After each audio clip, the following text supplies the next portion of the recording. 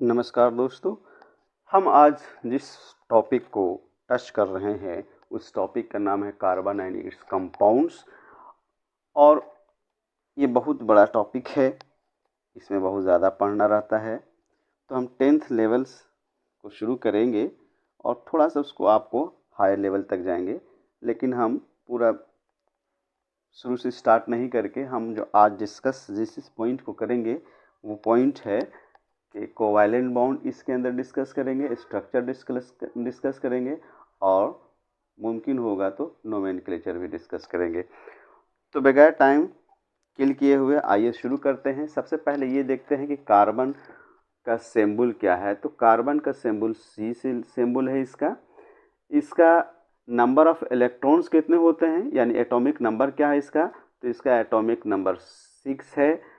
इसके atomic mass कितना है, तो एटॉमिक मास 12 है। इसके कार्बन इंटीग्रेशन करिएगा आप, तो आप देखिएगा कि 1s2 2s2 2p2 यानी कि 2 और 4, यानी इसके बाहर में वैलेंस इलेक्ट्रॉन इसका कितना है, 4 है। कार्बन कंपाउंड्स को हम लोग अलग क्यों पढ़ते हैं, तो कार्बन कंपाउंड्स को अलग इसलिए पढ़ते हैं कि कार्बन के अंदर ऐसी सिफत है कि जो सारे जितने भी एलिमेंट्स हैं, अगर 108 10 जो भी आप कहें, तो उन सारे एलिमेंट्स के कंपाउंड जितना होता है वो उससे कई गुना ज़्यादा ये खुद बनाता है। ये रिंग भी बनाता है, स्ट्रेट चेन भी बनाता है, ब्रांचेस भी बनाते हैं, कार्बन एक दूसरे कार्बन से अटैच भी हो जाता है। तो इसी वजह से ये बहुत ज़्यादा कंपाउंड्स बनाते हैं, इसलिए इसको हम लोग एक सेपरेट किताब में पढ़ते हैं जिसका नाम ऑर्गेनिक केमिस्ट्री है। तो आइए हम लोग शुरू करते हैं। तो इससे पहले के कोवैलेंट बॉन्ड पर आएँ, तो कोवैलेंट बॉन्ड से पहले स्ट्रक्चर ऑफ कार्बन का देखिए क्या है कि स्ट्रक्चर कैसे बनाता है। ये सी है और ये ऐसे रहेगा, ये ऐसे रहेगा। तो ये जो ऐसे बनाता है ये हमारा 109 डिग्री 28 मिनट का ये एंगल बनाता है। इसका शेप का नाम है टेट्राहेड्रल शेप बनाता है। ये टेट्राहेड्रल शेप बनाता है। तो आइए हम शुरू करते हैं कोवैलेंट बॉन्ड। कोवैलेंट बॉन्ड कहता है कि अगर कोई भी दो नॉन मेटल सेम हो या डिफरेंट हो, अगर दोनों आपस में शेयरिंग ऑफ इलेक्ट्रॉन करके अपना ऑक्टेट पूरा करते हैं, तो इससे जो बने हुए बॉन्ड को कोवैलेंट बॉन्ड कहते हैं। सपोज दैट आप ये समझिए कि हाइड्रोजन के पास एक इलेक्ट्रॉन है और एक और हाइड्रोजन आया, उसने भी कहा कि मेरे पास इलेक्ट्रॉन है, और दोनों चाहता है कि हम लोग जो है ऑक्टेट पूरा कर लें। तो ये क्या करेगा कि ये इसको एक लेके घूमेगा तो इसका 2 हो गया, और ये क्या करेगा इसको लेके घूमेगा तो इसका 2 हो गया। तो इसी को हम लोग H, और ये एक सिंगल बॉन्ड है, यानी ये इंडिकेट किया कि ये दोनों एक एक इलेक्ट्रॉन का शेयरिंग किया हुआ है। यानी एक डैश जो होता है, सिंगल बॉन्ड होता है, वो इंडिकेट करता है शेयरिंग ऑफ 1 इलेक्ट्रॉन। आगे आइए, तो ऑक्सीजन को आप देखिएगा, तो इस ऑक्सीजन के बाहर में कितना इलेक्ट्रॉन होता है बाबू, तो 6 होता है। तो 6 होता है, तो आप 6 ऐसे लिख दीजिए आप। और दूसरा ऑक्सीजन लेगा तो आप देखिएगा यहाँ पर, इसको भी 6 लिख देते हैं हम लोग ऐसे करके। 2 को सटा के लिखते हैं इसलिए कि शेयरिंग कराना है इसको।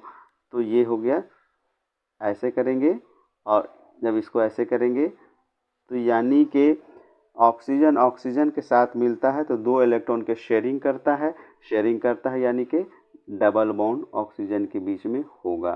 तो देखिए यही कहता है कि कोई भी नॉन मेटल सिंगल नहीं लिखते हैं रिएक्शन में, इसलिए कि वो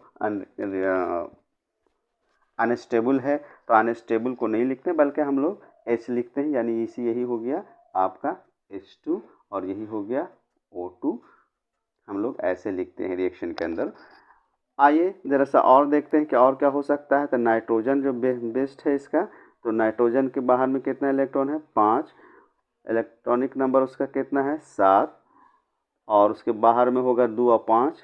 तो 5 को हम लोग इंडिकेट करेंगे, चूँकि रिएक्शन में वही पार्ट लेता है जो बाहर में इलेक्ट्रॉन हो, यानी वैलेंस इलेक्ट्रॉन ही पार्ट लेगा। तो ये देखिए आप, तो आपने ये देखा कि नाइट्रोजन के बीच में 3 बॉन्ड बना, तो ये हो गया N2। अब हम जिस पॉइंट पर आना चाहते थे उस पॉइंट में हम लोग आएंगे, तो हम लोग पढ़ेंगे कि अब ज़रा हम देखेंगे कि मान लिया जाए एक H है और एक Cl है, तो इसके बाहर में एक इलेक्ट्रॉन है, इसके बाहर में 7 है, तो इसकी भी ज़रूरत एक की है और इसकी भी ज़रूरत एक की है, तो ये शेयरिंग कर लेगा इस तरीके से और इस तरीके से ये शेयरिंग करेगा, यानी H और Cl के बीच में एक हुआ, एक बॉन्ड बनता है, वो भी कोवैलेंट बॉन्ड बनता है। इस तरीके से हम लोग कोवैलेंट बॉन्ड के कंपाउंड को इंडिकेट करते हैं, उसका ऑक्टेट पूरा करते हैं। हम ये इसलिए पढ़ा रहे हैं आपको कि इसके बाद जो आने वाला कार्बन कंपाउंड्स की जो फंक्शन है उसमें आपको बहुत मदद करेगा। तो आइए हम लोग अब उसको शुरू करते हैं, देखते हैं इसका इम्पोर्टेंस और इसका रूल क्या है। अब कार्बन कंपाउंड्स को हम लोग देखते हैं, पढ़ते हैं। तो कार्बन कंपाउंड्स को हम लोग दो हिस्से में बांटते हैं, एक कहलाएगा आपका सैचुरेटेड, दूसरा कहेगा अनसैचुरेटेड। तो पैराफिन भी बोलते हैं, पारा मीन्स नो और एफिनियस मतलब एफिनिटी। पैराफिन इसलिए बोलते हैं इसको कि एक नॉर्मल कंडीशन पर ये रिएक्शन नहीं करता है, ठीक है, और ये अनसैचुरेटेड है। एक हुआ सैचुरेटेड तो उसका अपोजिट अनसैचुरेटेड। आइए सैचुरेटेड को हम लोग अल्केन बोलते हैं और अनसैचुरेटेड के दो हिस्से होते हैं, अल्कीन और अल्काइन।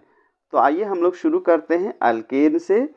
तो अल्क के मतलब और प्लस इन, यही हम इसको बाइफरकेट करेंगे।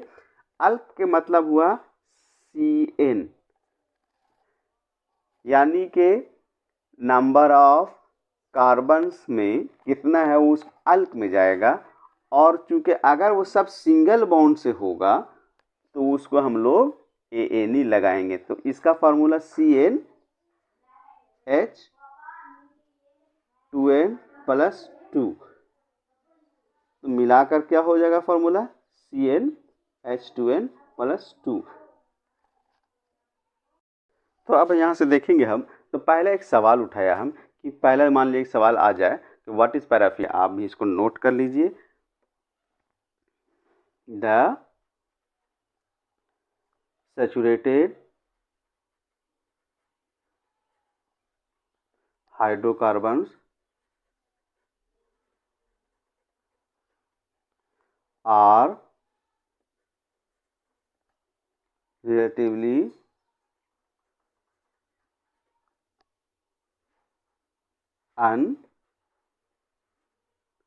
unreactive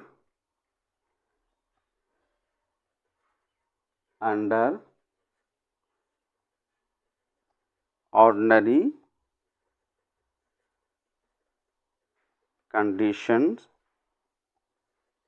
are called paraffins.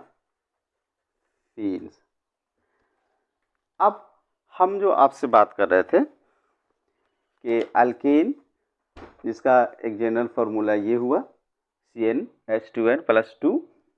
अब Cn के बारे में कहा कि नंबर ऑफ अल्केन्स है, तो Cns के बारे में जैसे देख लेते हैं। Cn क्या है, तो उत्तर का जी C1 C2 C3 C4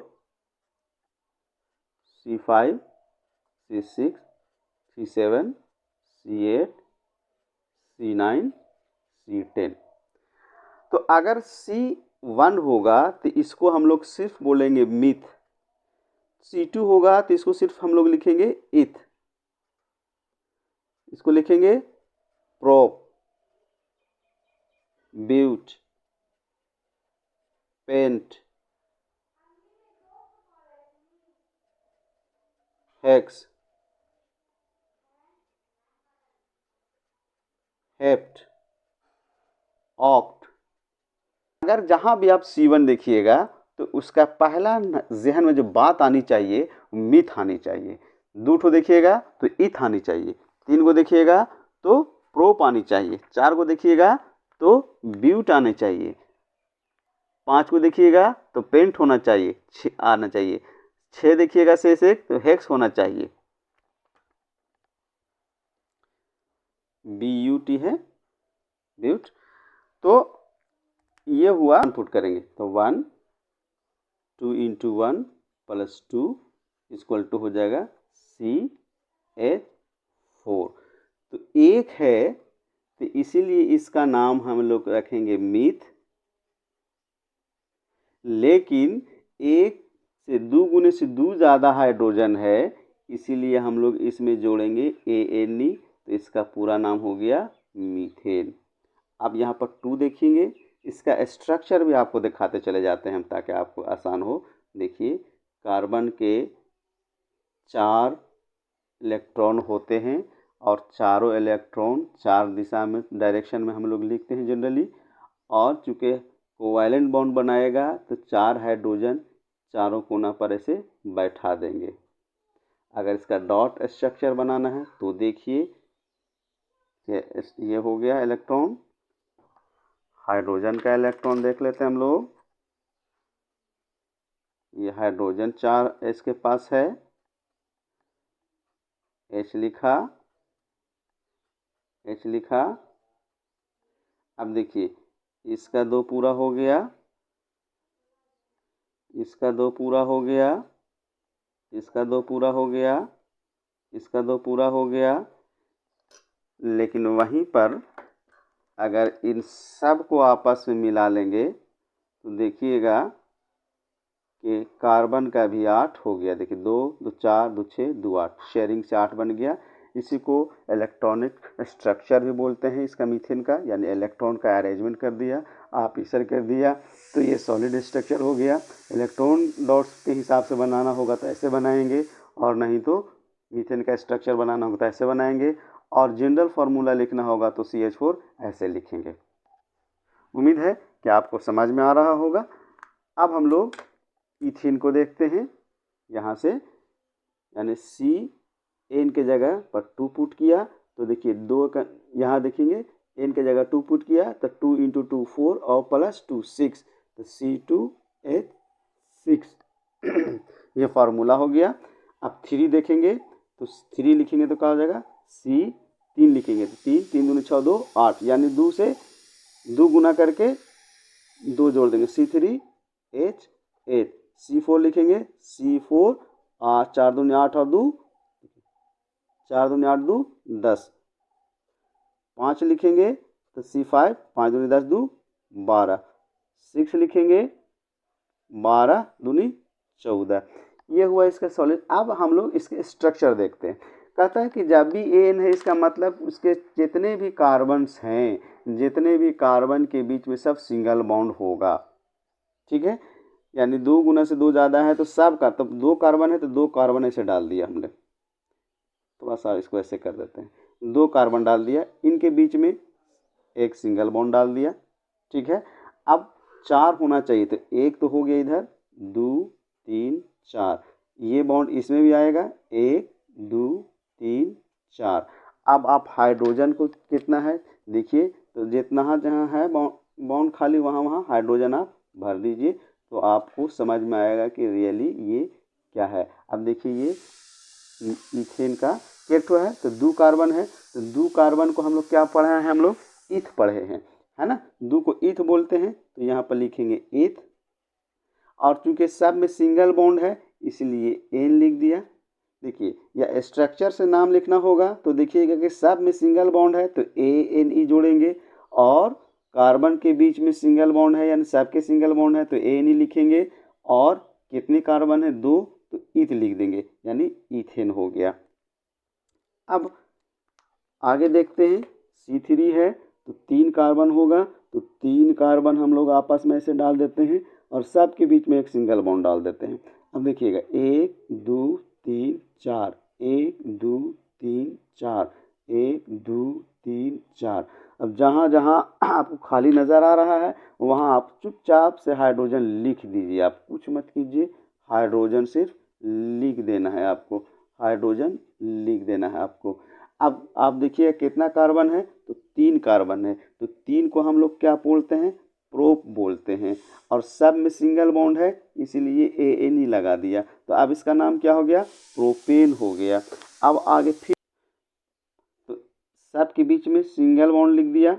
अब ऐसे 1 2 3 4, 1 2 3 4, 1 2 3, इधर विचार हो गया, 1 2 3 4। आपको कुछ समझ में आ रहा होगा कि जो पहला और लास्ट कार्बन में 3 बॉन्ड होगा और बाकी में सिर्फ ऊपर नीचे हो जाएगा, देखिएगा हाइड्रोजन बैठेगा।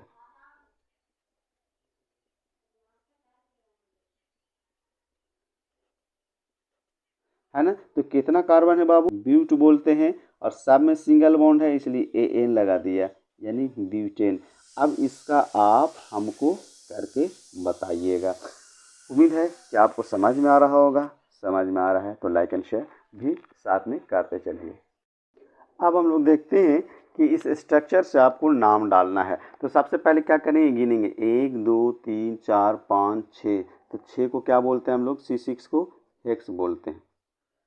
अब सब देख रहे हैं कहीं पर कुछ और नहीं, सब सिंगल बॉन्ड है, तो एन ही लिख दिया। इस स्ट्रक्चर को देखिएगा 1 2 3 4, 4 को क्या बोलते हैं हम लोग, ब्यूट बोलते हैं, और सब में सिंगल बॉन्ड है इसलिए एन ही हो गया, यानी ये ब्यूटेन हो गया, ये हेक्सेन हो गया। अब हम पढ़ेंगे थोड़ा सा अनसैचुरेटेड कंपाउंड। एक होता है अल्कीन, एक होता है अल्काइन।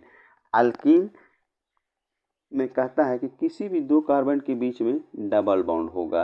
अल्काइन में किसी भी 2 कार्बन के बीच में ट्रिपल बॉन्ड होगा। आप स्ट्रक्चर से समझ लीजिएगा, लेकिन मान लीजिए स्ट्रक्चर नहीं है, उसका फार्मूले पर है, कुछ दिया हुआ है। तो अब देखिए क्या कहता है।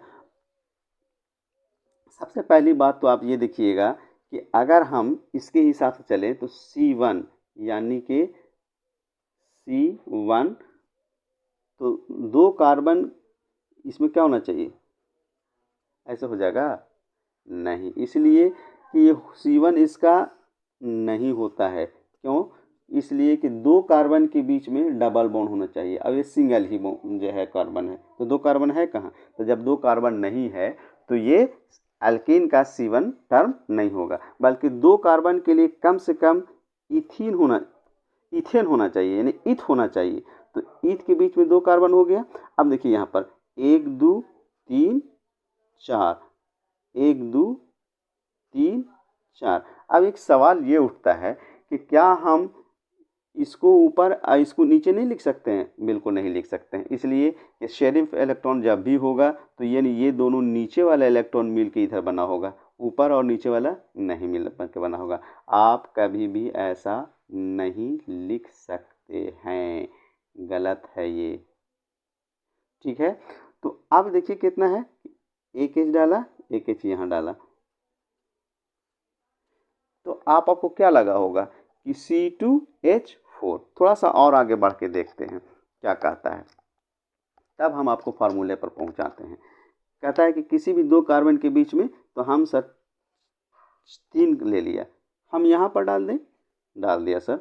अब आप देखिए कि 2 कार्बन के बीच में 2 हो गया, तब गिनती 1 2 3 4, 1 2, और इसके बीच में सिंगल बॉन्ड होगा, बाकी के बीच में सब सिंगल बॉन्ड, 1 2 3, अब 1 4, 1 2 3 4 हो गया ना। तो अब देखिए बैठाइए आप हाइड्रोजन, जहाँ खाली है वो हाइड्रोजन बैठा दिए, इसलिए कि हाइड्रोकार्बन हम लोग पढ़ रहे हैं, ठीक है। तो कितना हुआ देखिए, तो 1 2 3, तो हाइड्रोजन कितना हुआ, 1 2 3 4 5 6, यानी जितना कार्बन है उसका 2 गुना आप हाइड्रोजन बैठा रहे हैं। अब आप थोड़ा सा आगे देखिए, तब आप फार्मूला खुद निकाल लीजिएगा। 4 लेते हैं, हो सकता है कहीं पर गड़बड़ हो जाए, बीच में ले लिया, और बाकी के सब बीच में सिंगल बॉन्ड, 1 2 3 4, 1 2 3 4, 1 2 3 4, 1 2 3 4, जहाँ जहाँ खाली जगह है वहाँ आप हाइड्रोजन बैठा दीजिए।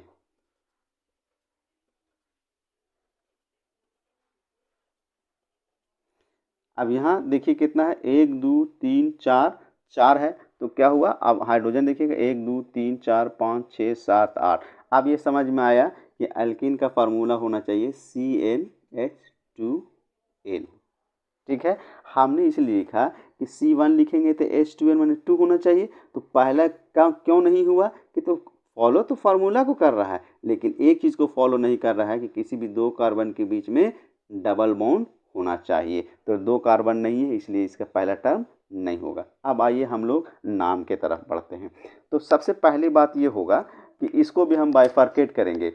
Cl को अल्क हमने हमेशा बोला है, और डबल बॉन्ड के लिए हम लोग इन लगाते हैं, तो क्या हो जाएगा, अल्कीन। अब देखिए यहाँ पर क्या हुआ, 1 2, क्या होगा, हम लोग पढ़ते हैं इसको ईथ, और डबल बॉन्ड है तो इन लगा दिया।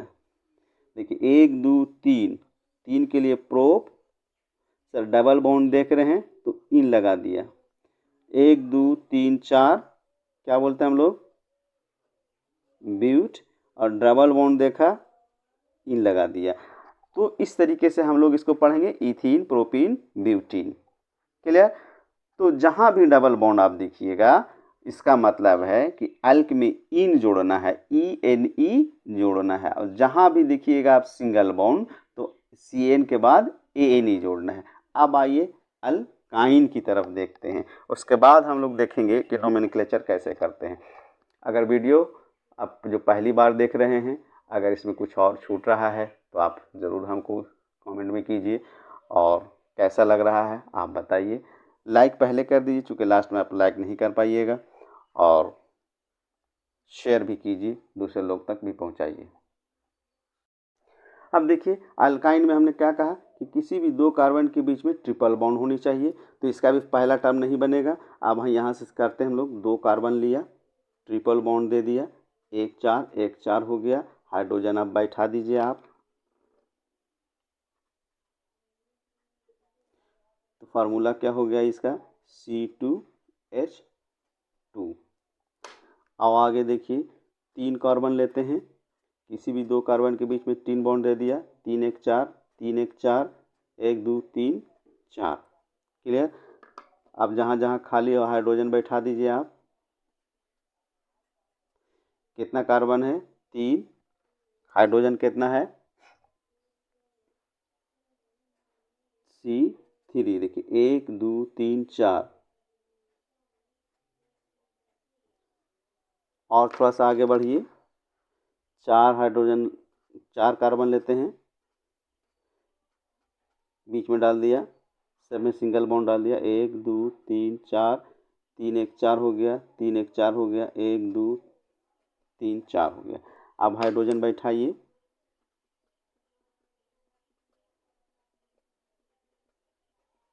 अब देखिए कितना, 1 2 3 4, तो C4 हो गया, 1 2 3 4 5 6। तो इसका मतलब हमको ये समझ में रहा है कि 3 है तो 4 है, 4 है तो 6 है, 5 2n माइनस 2, 2 को गुना 2 से कर दीजिए 4, तो 4 में से 2 घटा दीजिएगा, कितना बचेगा 2, 3 दूनी 6, 6 में से 2 घटाइए कितना 4, 4 दूनी 8, 8 में से 2 घटाइएगा 6, तो 5 दूनी 10, 10 में से 2 घटाइएगा 8। इस तरीके से इसका फार्मूला हो गया। अब इसका नाम लिखना शुरू देखते हैं कैसे।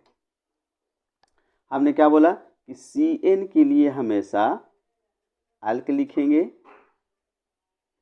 और ट्रिपल बॉन्ड है इसलिए हम लोग YNE लिखेंगे। किसके लिए, ट्रिपल बॉन्ड के लिए। ठीक है। अब देखिए यहाँ पर ट्रिपल बॉन्ड है, 2 कार्बन है, तो क्या लिखा, इथ लिखा, और ट्रिपल बॉन्ड है तो क्या लिख दिया, INE। ट्रिपल बॉन्ड है, कितना है कार्बन, 1 2 3, तो क्या लिखा, प्रोप। 3 बॉन्ड है तो क्या लिखा, YNE। 1 2 3 4, तो क्या लिखेंगे, ब्यूट। ट्रिपल बॉन्ड है तो क्या लिखेंगे, YNE। अब इसी तरह इथाइन प्रोपाइन ब्यूटाइन, ये इस तरीके से हम लोग इसको करते हैं।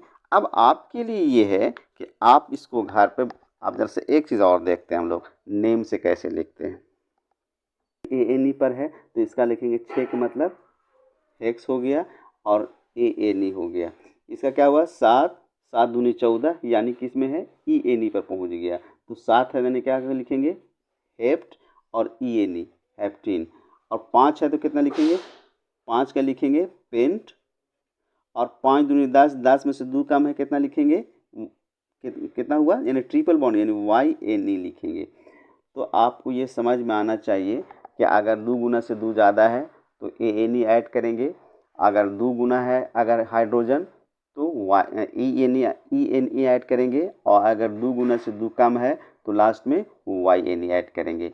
यही इम्पोर्टेंट है जो आप तो उम्मीद है कि आप इसी तरीके से 1 से लेकर 10 तक का बनाइएगा और स्ट्रक्चर भी बनाइए, अच्छा लगेगा आप। और वीडियो कैसा लगा आप हमको ज़रूर बताइएगा। अगले वीडियो में हम आपको बताएंगे कि किस तरीके से हम नोमेनक्लेचर करते हैं किसी कंपाउंड का फंक्शनल ग्रुप का और उसका कैसे ब्रांचिंग में रहता है तो नाम करते हैं। तब तक के लिए आप हमसे जुटे रहें, इसके लिए धन्यवाद। और इसी तरीके की वीडियो के लिए आप अपनी राय ज़रूर दीजिए, अच्छा लगे तो बोलिए, हम इसको और कंटिन्यू करेंगे और अगर आपकी राय नहीं आई तो शायद हम इसको डिसकंटिन्यू कर दें। Thank you.